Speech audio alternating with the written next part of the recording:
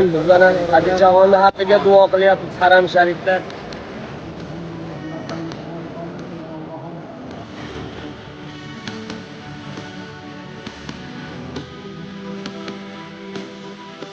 Bizlar Hadichaxonni ko'rgani kelyapmiz. Assalomu alaykum.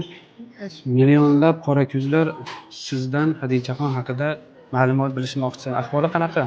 Rahmat, yaxshi, alhamdulillah, ahvoli yaxshi. Xalqdan ancha yaxshi, Allohga shukrlar, duolaring bilan.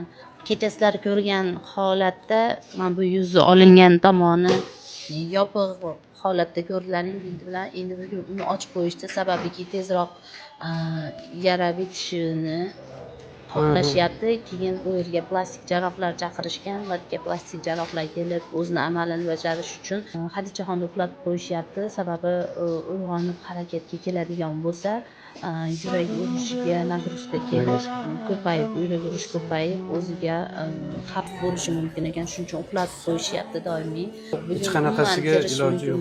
Sababi Demak, o'sha yara polni ochiq chuqurcha bo'lib izolyatsion holatda, chunki yaraga bir tomchi havo ham infeksiya oqirishi mumkin deyapti. Shuning uchun umuman kirgizishmadi. Meni ham ertalab juda ham qattiq steril holatga keltirib kirgizishdi. 15 daqiqacha turaldim xolos. Hadichaxonni haqqiga duo qilyapmiz Haram Sharifda, Ka'bani oldida. Butun yurti olamdagi bemorlar dardiga shifo bergan Alloh.